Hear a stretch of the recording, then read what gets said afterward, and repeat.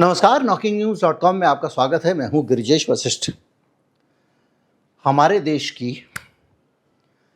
वर्तमान में स्थिति क्या है, हम आर्थिक रूप से कहां खड़े हैं, मेरा और आपका जीवन निकट भविष्य में या दूर के भविष्य में कितना सुरक्षित है, मोदी जी ने जो जीएसटी कम किया है, जिसको बचत उत्सव और दूसरी तरह की बातें कह के पॉलिटिकल मैदान में बेच रहे हैं। पॉलिटिकल मैदान को छोड़ दीजिए, वो पॉलिटिशियन का काम है, लेकिन ये पूरी जो तस्वीर है, पूरे जो एक सिनेरियो है, क्या हमारे जीवन पे इसका असर पड़ रहा है? भारत आर्थिक रूप से कहाँ खड़ा हुआ है, दुनिया में उसकी हैसियत क्या है और दुनिया में भारत की अर्थव्यवस्था का झंडा बुलंद है या नहीं है, इसको आज हम विश्लेषण करेंगे और ये भी समझेंगे कि ये जो जीएसटी का जो बचत उत्सव बन रहा है, ये सही मायने में कितनी बचत है और ये बचत मुझे और आपको मिल भी पा रही है या नहीं मिल पा रही है, बावजूद इसके कि चीज़ों के दाम में बाकायदा कम टैक्स में लगा के जो बिल आपको बन रहा है वो कम हो रहा है। लेकिन इतिहास कुछ और कहता है, चीज़ें कुछ और कहती हैं। थोड़ा सा आज विषय गूढ़ है, कठिन है, आंकड़ों से भरा है, तो आपको हो सकता है थोड़ा बोझिल लगे, उसके लिए मैं माफ़ी चाहूँगा। लेकिन मेरी कोशिश रहेगी कि ये सरल से सरल तरीके से आपको समझा सकूं। और ये शुरू में ही मैं डिस्क्लेमर इसलिए दे रहा हूं क्योंकि इतना टेढ़ा मामला है, पता नहीं मैं सरल तरीके से समझा पाया या नहीं समझा पाया। अगर आपको सरल लगे तो दाद दे दीजिएगा कमेंट में, वैसे तो आप देते ही रहते हैं। किसी भी देश की स्थिति दुनिया के मुकाबले क्या है अर्थव्यवस्था की, उसका पता ज़्यादातर मामलों में इससे चलता है कि उसकी मुद्रा की हैसियत क्या है, उसकी मुद्रा की डिमांड क्या है। अक्सर मैं आपको बोलता रहता हूँ अमेरिका का डॉलर जो है उसकी दुर्गति हो रही है, उसका बुरा हाल हो रहा है, ट्रंप डुबो के अमेरिका को मानेगा। तो हम ये कह सकते हैं कि भैया तो आप तो कहते हो तो डॉलर तो महंगा होता जा रहा है। अभी आएंगे, इसी पे बात करनी है आज। तो ट्रंप ने जो दुर्गति की है उसका रिफ्लेक्शन दिखाई देता है, तो कुछ आंकड़े हम समझते हैं और ये कैसे असर डालते हैं इसको समझेंगे। देखिए, सबसे बुरा साल पिछले 10 सालों में अमेरिका के डॉलर के लिए यही है और DXY इंडेक्स 11% गिर गया है। 10 साल में सबसे खराब हालत में इस समय डॉलर है अमेरिका का। और पहली छमाही की जो तबाही है वो 52 साल में सबसे बड़ी गिरावट है डॉलर के दाम में 10.7%। मॉर्गन स्टैनले की भविष्यवाणी है कि अगले 12 महीने में ये 10% गिरावट और होगी, यानी 1.5 साल में ये 20% गिर जाएगा डॉलर का दाम। अब भारत वालों के मन में लड्डू फूट रहा होगा कि भाई इसका मतलब जो माल हम खरीदेंगे डॉलर सस्ता हो जाएगा, तब तो हमको चीज़ें सस्ती मिलेंगी, तो भारत में सस्ताई हो जाएगी। लेकिन रुको जरा, ठहरो, वो जो बीच बीच में कैरी मिनाटी का चश्मे वाला लगाते हैं उसको सुनिएगा, ठीक है। अभी जो सीन है वो ये बता रहा है कि किस तरह से डॉलर लगातार नीचे जा रहा है और जो फेड है वहाँ का वो उसके दाम को संतुलित करने के लिए ब्याज दरें कम कर देता है और उसने 25 बेसिस पॉइंट घटाया है। ये सब चीज़ें चल रही हैं। तो क्या निष्कर्ष निकला कि डॉलर 6 महीने में करीब 10.25-10.5% नीचे आ चुका है और अगले 1 साल में वो 10% और नीचे आ जाएगा, यानी 20% दुर्गति डॉलर की हो रही है। इसका मतलब क्या हुआ? अभी आपको मेरी वाली बात याद आ रही होगी कि जिस देश की मुद्रा कमज़ोर होती है उसका एक्सपोर्ट बढ़ता है, वो भी फ़ायदा नहीं ले पाए हम लोग, वो भी आंकड़ों में समझेंगे। इसका मतलब ये हुआ कि जब अमेरिका दुनिया को कोई चीज़ भेजेगा तो उसको कम पैसे मिलेंगे, तो विश्व की प्रमुख मुद्राएं और विश्व की सभी मुद्राएं उसके मुकाबले क्या स्थिति है वो हम समझते हैं। ब्रिटिश पाउंड 2023 में सितंबर 23 से सितंबर 24 एक साल के अंदर ब्रिटिश पाउंड करीब 10.2% महंगा हो गया डॉलर के मुकाबले। यूरो 4.4% महंगा हो गया डॉलर के मुकाबले। स्विस फ्रैंक 3.8% महंगा हो गया, जापानी येन 3.7% महंगा हो गया, और अगर दुनिया की सारी मुद्राओं को जोड़ लो तो वो 5.5% एवरेज निकाला सारी मुद्राओं का और डॉलर का, तो डॉलर से 5.5% महंगी हुई है। यानी दुनिया में हर करेंसी डॉलर के ऊपर जा रही है। सारी करेंसियों को मिला लो, उन करेंसियों को एवरेज आउट कर लो, चाहो तो टॉप की करेंसीज को मिला लो, डॉलर सबके सामने गिर रहा है। यानी डॉलर की चटनी बन रही है। एक ऐसा आदमी जो टिड्डी पहलवान है, जो हर कोने में पिट रहा है, हर जगह पिट रहा है, कोई चवन्नी देने को तैयार नहीं, उसकी दुर्गति का शिकार, कोई पूछ नहीं रहा है, नमस्ते नहीं कर रहा है, फटे लत्ते कपड़े हैं। ये हालत इस वक्त किसकी है? डॉलर बाबू की है। अब डॉलर बाबू जो है, उसकी जब इतनी बुरी हालत है तो हमको ये देखना पड़ेगा कि हमारी हालत कैसी है। जब पूरी दुनिया से डॉलर पिट रहा है, हर कोई उसको चमाट मार के चल दे रहा है, 10% 10 दशमलव कितना परसेंट, 4 या 2% तो ब्रिटिश पाउंड के सामने गिर गया वो, तो वो डॉलर भारत के सामने कैसा है? इससे हमको एक्चुअल औकात हमारी दुनिया के बाजार में क्या है। 10-11 साल में ये विश्व गुरु वाली फेंका फाकी से हमने क्या कमाया है, ये आपको पता चलेगा। भारत का रुपया डॉलर के मुकाबले भी, जो दुनिया से गिरा हुआ डॉलर, उसके मुकाबले भी 2.8% गिर गया है। मतलब जो घूम रहा था, कोई भी इसको चमाट मार दे, वो भी पटक के मार ले रहा है हमको। ये है स्थिति, और ये पॉलिसी बनी है, और इसका मेरे जीवन पे क्या असर पड़ता है इसको हम समझेंगे। जो ब्रिटेन का पौंड है, उसके मुकाबले रुपया 8.5% कमजोर हो गया है। 102.40 होता था, 111 हो गया। इवन जो CHF है, उसके मुकाबले भी 8.4% गिरावट आई है। जापानी येन जो है, उसके मुकाबले 4.7% का नुकसान हुआ है। यहां तक कि यूरो के मुकाबले भी 1% हम गिर गए। तो क्या हुआ? हमारे जो रुपया है, उसकी हालत दुनिया में सबसे खराब है, क्योंकि दुनिया में सब मिलके भी डॉलर को मार ले रहे हैं और हम एक को भी नहीं मार पा रहे हैं, और डॉलर को भी नहीं मार पा रहे हैं। तो हमारी जो सिचुएशन है, ये हमने 11 साल में कमाया है। देखिए, मोदी जी जब भाषण देते हैं, दुर्भाग्य जो मुझे लगता है सबसे बड़ा इस सरकार का ये है कि भाषण तैयार करने वाले लोग दूसरे हैं और सरकार चलाने वाले लोग दूसरे हैं। भाषण तैयार करने के लिए अपने फेवरेट 4 लोगों की इन्होंने टीम चुन ली है, जिसका फोकस उस पर रहता है, बढ़िया से बढ़िया डायलॉग मारो सिर्फ इस पे। और दूसरी तरफ स्थिति क्या है? सरकार चलाने वाले लोग हैं, तो सरकार जो चल रही है उसकी अच्छाइयों को ना तो मोदी जी बताने की स्थिति में अगर कोई होगी, तो मोदी जी जो कह देते हैं वो सब भजना शुरू कर देते हैं। और आप सोचिए कितना डरता होगा सिस्टम। कोई भी ऐसा मुख्यमंत्री नहीं, कोई भी ऐसा मंत्री नहीं, कोई एक छोटे कार्यकर्ता से लेकर बड़ा पार्टी अध्यक्ष तक नहीं, जो अपनी 3 सेंटेंस मोदी का नाम लिए बगैर पूरे कर दे। आप सोच सकते हैं कि ये तो डर शायद कभी स्टालिन के टाइम में भी आपने नहीं देखा होगा, या आपने ये डर कभी हिटलर के टाइम में भी नहीं देखा होगा कि 2-2 लाइन में आदमी नाम बोल रहा है। ऐसा महान प्रताप जो है वो तो इसी समय है। तो खैर, ये जब इस तरह से पॉलिसी बनती है और डायलॉग कहीं और बोले जाते हैं, टेलीप्रॉम्प्टर पर कोई और लिख रहा होता है और पॉलिसी कहीं और बन रही होती है, मुझे तो लगता है वो राहुल गांधी, जिसकी हिंदी बहुत अच्छी नहीं है, जो बहुत लच्छेदार बोल नहीं पाता है, बगैर टेलीप्रॉम्प्टर के बोलने का कंपटीशन हो तो हरा देगा इनको। खैर, अब हम एक बात करते हैं जो राहुल गांधी से ही शुरू करते हैं। राहुल गांधी ने एक ट्वीट किया था और ये लिखा था, जब रुपया गिरना शुरू हुआ था, कि हम आपकी अनावश्यक आलोचना नहीं करेंगे।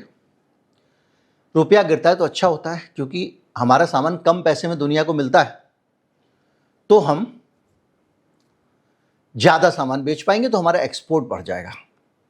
राहुल गांधी को ये नहीं पता था कि सरकार मोदी जी चला रहे हैं, वो इस एडवांटेज को भी लूज कर देंगे।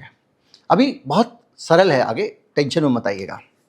हालत ये है कि जो टोटल हमारे जो एक्सपोर्ट बढ़ा है वो 0.02% बढ़ा है 2024-25 में। कितना? 0 बढ़ा है। 0.02 मतलब 100 रुपए में 20 पैसे, सिर्फ इतना एक्सपोर्ट बढ़ा है। कच्चे माल की हिस्सेदारी, निर्यात जो हम करें, जितना एक्सपोर्ट कर रहे हैं, उसमें 60 से 70% है।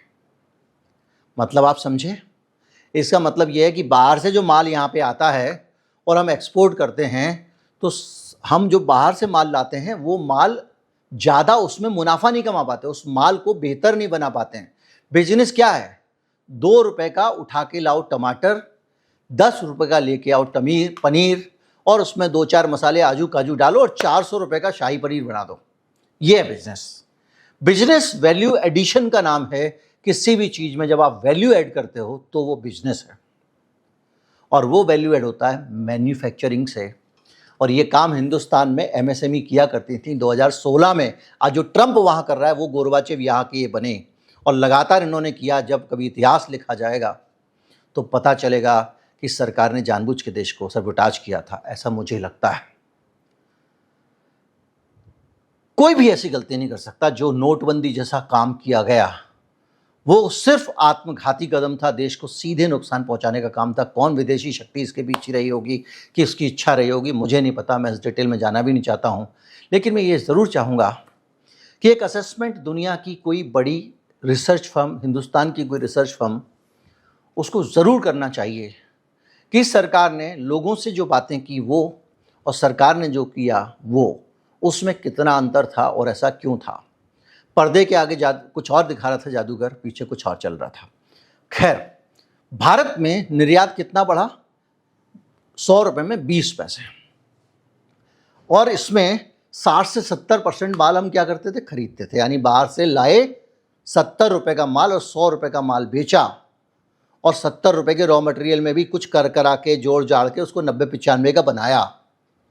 तो भारत में जो वैल्यू एडिशन होना चाहिए, जो एक्सपोर्ट से देश को लाभ मिलना चाहिए, वो भी नहीं मिला। जितना एक्सपोर्ट हुआ हमारा, उसमें भी हमको वैल्यू एडिशन का लाभ नहीं मिला। क्योंकि वजह क्या थी? वजह थी मोदी जी की नीति। कौन सी नीति? Make in India. Make in India में क्या हुआ? डब्बा आया वहाँ से, गुलाब जामुन आया वहाँ से, ढक्कन लग गया, गुलाब जामुन का डब्बा बन गया और बाहर भेज दिया। और जो 30% ये वैल्यू एडिशन बोल रहे हैं, ये 30% वैल्यू एडिशन भी जो है, ये भी एक झूठ है, भुलावा है। क्योंकि इस वैल्यू एडिशन के अंदर दुनिया भर का जो वैल्यू एडिशन पैसा भारत की सरकार उस कंपनी को दे रही है जो यहाँ असेंबल कर रही है, चाहे वो आईफोन कर रही हो, चाहे वो सैमसंग कर रही हो, उसको इतने इंसेंटिव दे रहे हैं पीएलसी वगैरह कि भारत सरकार उल्टा पैसा दे रही है उन कंपनियों को। यानी हमारे घर से जा रहा है। और मकसद क्या होता है इस सब का? भारत में मैन्युफैक्चरिंग का मकसद क्या होता है? भारत से एक्सपोर्ट का मकसद क्या होता है? जीडीपी बढ़ाना। जीडीपी बढ़ाने का मतलब होता है उत्पादन बढ़ाना, यानी ज़्यादा माल बनेगा। जैसे मान लीजिए हम भारत एक पूरा हलवाई की दुकान है, तो जितने ज़्यादा गुलाब जामुन बनेंगे वो जीडीपी हो गई हलवाई की दुकान की। जितने ज़्यादा बनेंगे उतने ज़्यादा हमको हलवाई चाहिए होंगे, कारीगर चाहिए होंगे। उतनी ज़्यादा चीनी वाले की चीनी जो है वो ज़्यादा सप्लाई होगी, तो उसको ज़्यादा आदमी चाहिए होंगे। खोए वाले को ज़्यादा खोया सप्लाई करना पड़ेगा। तो क्या इकोनॉमी जीडीपी से बढ़ती है, तो उत्पादन बढ़ेगा अगर हलवाई की दुकान का, उसके रसगुल्ले ज़्यादा बनेंगे तो उसमें बहुत सारे रोजगार सृजित होते हैं। तो यहाँ पर क्या हुआ? जीडीपी बढ़ी नहीं। क्यों नहीं बढ़ी? क्योंकि आपने रसगुल्ले बाहर से मंगाए दूसरी दुकान से और डब्बे में पैक करके आगे दे दिए। आपने काम किया ही नहीं। और जो लोग सचमुच में रसगुल्ले बनाते थे, छोटे हलवाई, उनसे जो बड़े हलवाई खरीद के बेचते थे, उन छोटे हलवाइयों को आपने कर दिया बंद नोटबंदी पे, और उसके बाद जीएसटी लगा के तो एकदम ही बंद कर दिया। इससे क्या हुआ कि आपकी जो स्थिति है वो बहुत घटिया हो गई, और आपकी का जो वास्तविक लाभ हुआ 2 से 5% ही आपकी ग्रोथ हुई है सेक्टर वाइज।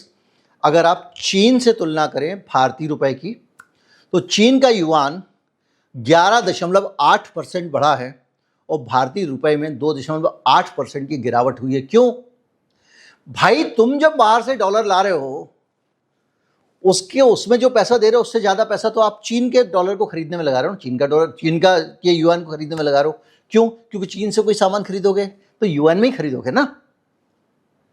तो इधर से आप रुपए के बदले डॉलर खरीद के लाए, और क्या किया आपने? उसे युआन खरीदा, तो युआन तो बढ़ गया। आपकी ग्रोथ कितनी हुई? हमारे को नुकसान हो गया। हमारा 2.8% की गिरावट हो गई। अभी तक थोड़ा सा सरल आपको लग रहा होगा, आगे और सरल होगा।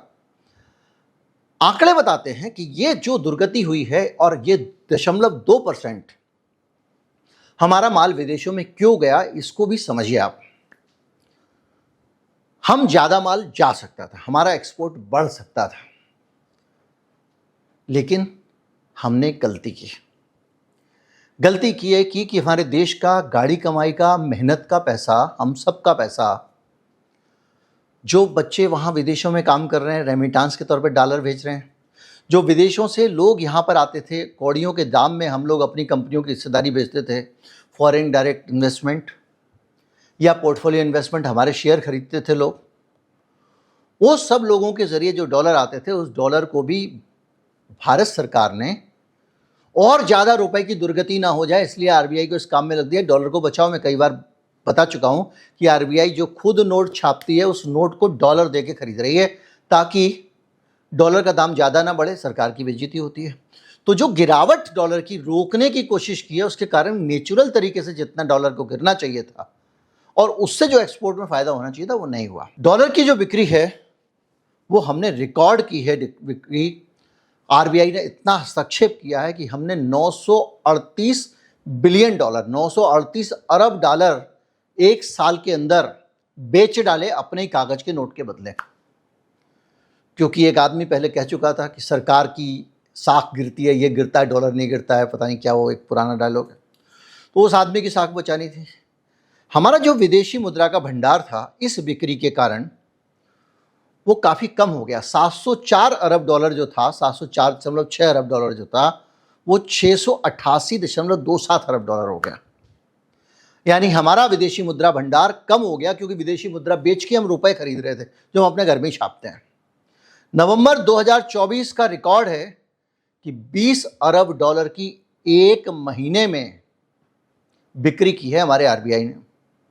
जीडीपी का कुल 1.6%, ये पूरे हिंदुस्तान में जितनी भी फैक्ट्रियां लगी हैं, जितने कारखाने लगे हैं, पूरे इंडिया के, जहां देखते हैं आपको, हाईवे पे, वहीं पे, गांव में, वहां पे, जहां पे भी, यहां तक कि जो आदमी रसगुल्ले, गुलाब जामुन, हलवाई की दुकानें बना रहा है, एक एक उत्पादन जो इस देश में हो रहा है, सबको मिला लेते हैं तो वो बनता है सकल घरेलू उत्पाद, और उसी को कहते हैं इंडिया की जीडीपी।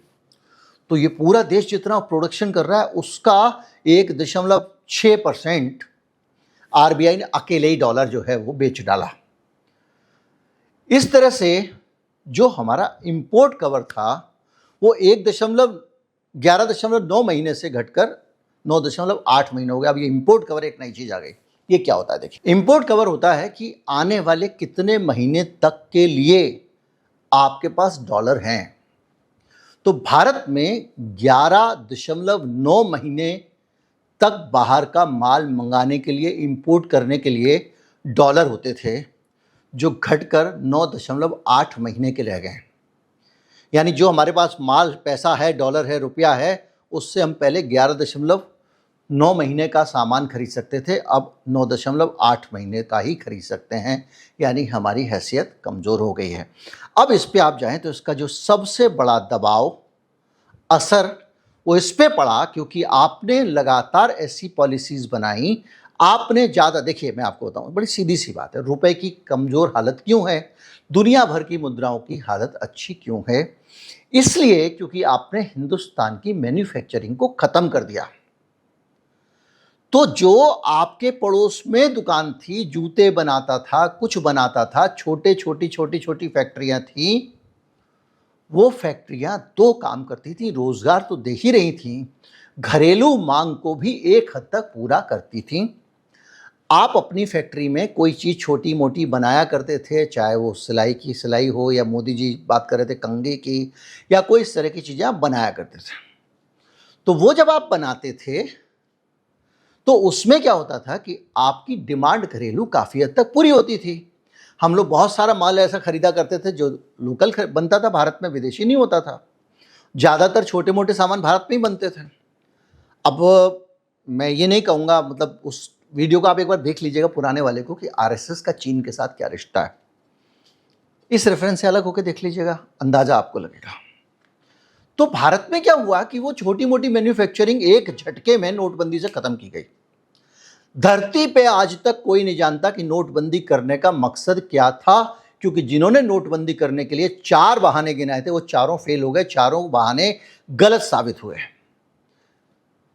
फिर असली मकसद क्या था? सरल उदाहरण, चौराहे पे खड़ा हुआ भाई साहब तंगी वंगी करके स्टार्ट हो गया लड़का। आप उसके बाद तू क्यों खड़ा, 4 मोहल्ले के लड़के हैं, तू यूं क्यों खड़ा है? अब आया है वो किसी और काम से, आपको शक है कि ये कुछ ही काम कर रहा है, आपने उसको पकड़ लिया 4 लड़कों ने, भाई तू उस गली में क्यों खड़ा है इस तरह से तैयार होके? अब वो कह रहा है जी मैं सिगरेट पीने आया था। तो वहाँ सिगरेट की एक भी दुकान नहीं है। वो कह रहे जी कोल्ड ड्रिंक पीने आया, तो कोल्ड ड्रिंक की दुकान भी नहीं है। मेरा भाई आने वाला, उसका वेट कर रहा हूँ, भाई भी नहीं आने वाला था। तो जब 4 कारण तूने बताया, चारों गलत थे, इसका मतलब तू लड़की छेड़ने आया हुआ था, जो तू बता के राजी नहीं है। इसी तरह से नोटबंदी का असल मकसद क्या था, ये तो सरकार ने बताया ही नहीं है। सरकार ने बताया ही नहीं है। और जो बताए थे 4 कारण, सिगरेट पीने आया था वगैरह वगैरह, वो कारण झूठे निकल गए। लेकिन उससे असर क्या हुआ? जब आदमी झूठ बोल रहा हो तो आपको उसकी बातों पे नहीं जाना चाहिए, आपको जाना चाहिए उसके कर्म क्या है, वो कर क्या रहा है, कह क्या रहा है, इसमें मत जाओ। वैसा तो मेरा मानना है नेताओं के मामले में जो कह रहे हैं उस पर नहीं जाना चाहिए, जो कर रहे हैं उस पर जाना चाहिए। उससे तो यही हुआ कि घर का सारा जो हमारा घरेलू उद्योग था बंद हो गया, और मेरे और आपके सबके धन के ऊपर सरकार का कंट्रोल ज़्यादा से ज़्यादा आ गया, क्योंकि वो बैंकों में चला गया। अब कभी भी किसी का अकाउंट बंद कर देता है। अभी मेरा अकाउंट 4 दिन बंद रहा है, झूठे बहानों पे, रॉन्ग क्रेडेंशियल्स। अरे भाई पासवर्ड, मेरा अंगूठा भी बदल जाएगा क्या?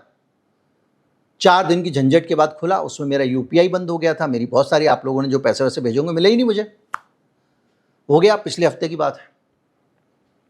खैर, तो ये जो बदमाशी है जो आपने किया, उसके कारण क्या हुआ कि हमारे देश का पूरा उत्पादन ठप हो गया। तो हमारी घरेलू डिमांड जब गिरी तो क्या किया आपने? ज़्यादा से ज़्यादा बाहर से चीज़ें मंगाई। जब बाहर से आप चीज़ें मंगाते हो तो उसके लिए आपको डॉलर खरीदना पड़ता है। तो आप सोचो, जिस डॉलर को कोई नहीं पूछ रहा था, जिसकी दुर्गति हुई पड़ी थी दुनिया भर की मुद्राओं के सामने, वो डॉलर हमें खरीदना पड़ रहा था, तो वो हमारे सामने बढ़ रहा था।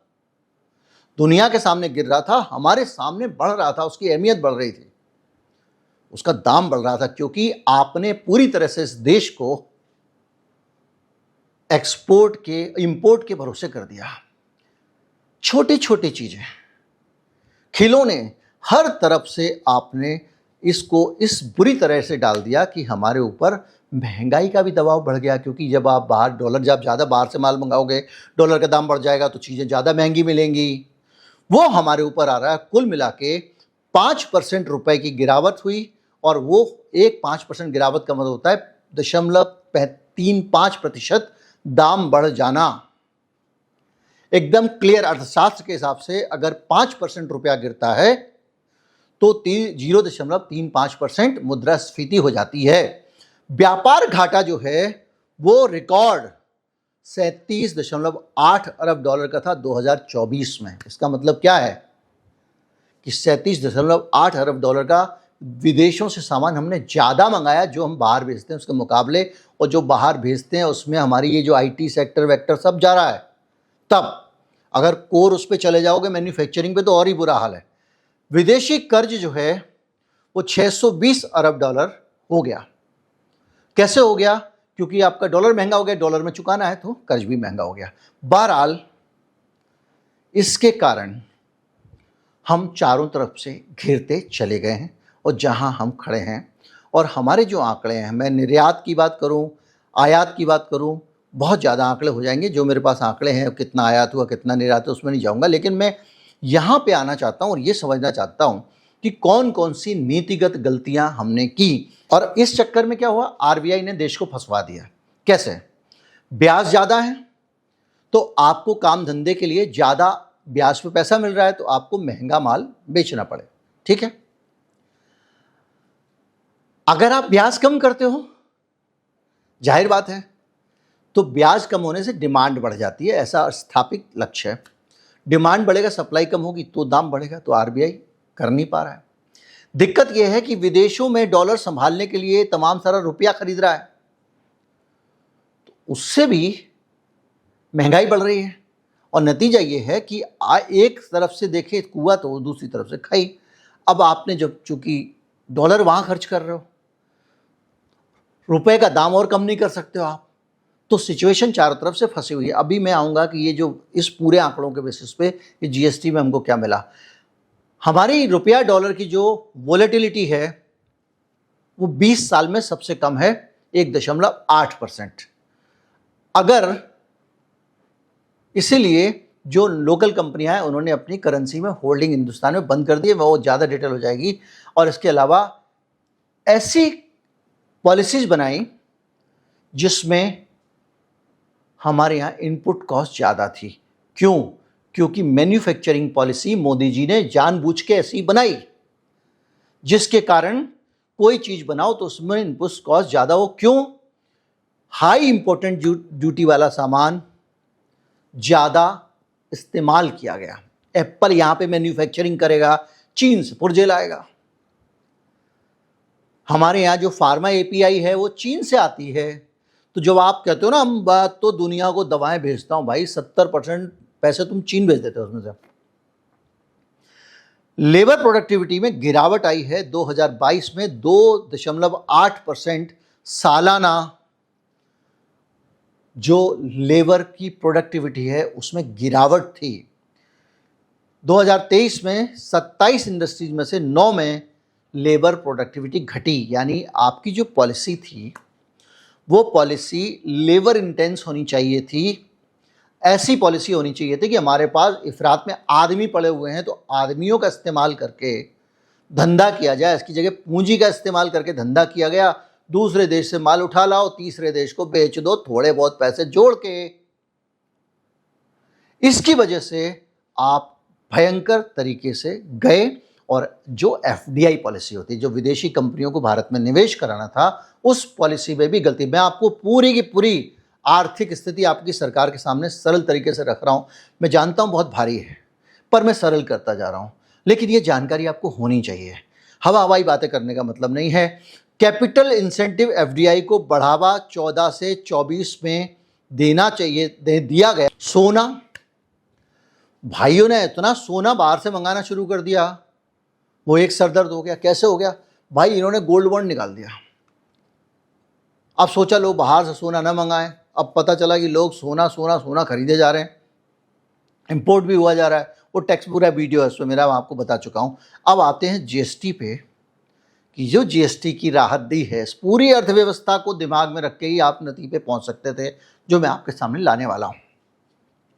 ये मोदी जी ने जीएसटी पे जो राहत दी है, बचत की राहत जो भी उसका नाम रखें, उसमें अगर आप देखें कि जो मोदी जी की घोषणा है उससे 2.5 लाख करोड़ की जो बजट की बचत की बात हो रही है, उसकी असली तस्वीर क्या है। अब हम एक एक करके आइटम पे आते हैं, किस चीज़ पे कितने पैसे का हमको एक्चुअल फ़ायदा दिख रहा है और कहाँ उल्लू बनाया गया। देखिए, जो हमको जीएसटी में 10% बेनिफिट मिला, किस पे? इलेक्ट्रॉनिक आइटम पे। 28 से 18% मतलब इसको अगर 8.9% रिडक्शन हुआ है, 10% नहीं हुआ दिखने में लगता है हमको। अगर 18 से 28 होता है तो 10% होता है। खैर, जो इंपोर्ट कॉस्ट है वो इलेक्ट्रॉनिक आइटम में सरकार के ये डॉलर वाली नीतियों के कारण करीब 2.8%। अब ये नहीं कह सकते कि दुनिया में, पूरी दुनिया में तो डॉलर गिर रहा है, हमारे लिए बढ़ रहा है ना, तो 2.8% हमारी इंपोर्ट कॉस्ट बढ़ी है। यानी हमको नेट बेनिफिट जो है वो करीब 5 से 6% का ही हुआ है। 8.9% में से आप 2.8% घटा दो, तो जो 10% आपको दिखा रहा है, ये इतना पैसा इन्होंने वहाँ महंगाई में बढ़ा दिया। बढ़ा क्या दिया? इनकी वजह से बढ़ गई महंगाई, तो हमको लाभ केवल जाके 5 से 6% हुआ है। फूड आइटम पे 12% से 5% किया, यानी 6 से 7%। इम्पोर्ट इन्फ्लेशन इनका हुआ, जो खाने पीने का सामान, खाने का तेल वगैरह बाहर आता है, वो 3% के आसपास हुआ। यानी नेट बेनिफिट हमको 4% या 3% का ही मिल रहा है। स्मॉल कार्स पे जीएसटी रिलीफ 10% का 8% कम किया है, क्योंकि 18 से 28 से 18 किया है। स्टील कंपोनेंट कॉस्ट जो है वो 2 से 3% बढ़ गई। क्यों बढ़ गई? क्योंकि आपके इंपोर्ट पॉलिसीज़ के कारण और एक्सपोर्ट पॉलिसीज़ के कारण। तो आपका नेट बेनिफिट कितना हुआ? 5%। तो इंपोर्ट बिल बढ़ने से ट्रेड डेफिसिट बढ़ा, आरबीआई इंटरवेंशन से रुपए का खर्च बहुत ज़्यादा हो गया डॉलर का, उसका भी फिजिकल इम्पैक्ट हुआ, और इंटरेस्ट रेट वगैरह होने से कुल मिला के आपकी स्थिति ये है कि आपको ये जो कटौती हुई है, ये इनफैक्ट कटौती नहीं हुई है। और ये आंकड़े 1 साल के हैं। मैं वो 10 साल वाला हिसाब लेके नहीं चल रहा हूँ या 8 साल वाला कि जब से जीएसटी लगी तब से अब तक का। मैं बात कर रहा हूँ 1 साल में आपने जितना दाम बढ़ा दिया था अपनी खराब नीतियों के कारण, बढ़ गया आपके कारण। माल विदेशों से आ रहा है, विदेशों से आ रहा है तो महंगा आ रहा है क्योंकि डॉलर के मुकाबले रुपया गिर गया। और गिर क्यों गया? वो आपकी सारी पॉलिसीज हैं। तो अगर उस महंगाई को 1 साल की घटा दोगे इन आइटमों में से, तो जो तस्वीर निकल के आ रही है वो 5 से 7% की भी है। और कुल मिला के इसमें भी अमीरों को ज्यादा फायदा होगा, क्योंकि लग्जरी आइटम कौन खरीदता है? अमीर खरीदता है। मिडिल क्लास को बेनिफिट 30 से 40% इसमें मिलेगा, क्योंकि इंपॉर्टेंट आइटम वो भी खरीदते हैं। और गरीब आदमी जो है वो पहले से ही कम टैक्स था तो उसको कोई बहुत ज़्यादा लाभ नहीं मिला, क्योंकि वो देसी लोकल सामान ही ज़्यादा खरीदता था। कुल मिलाकर अगर आप इस सिचुएशन को देखेंगे तो हम बहुत ज़्यादा, कुल मिला के सीन क्या है?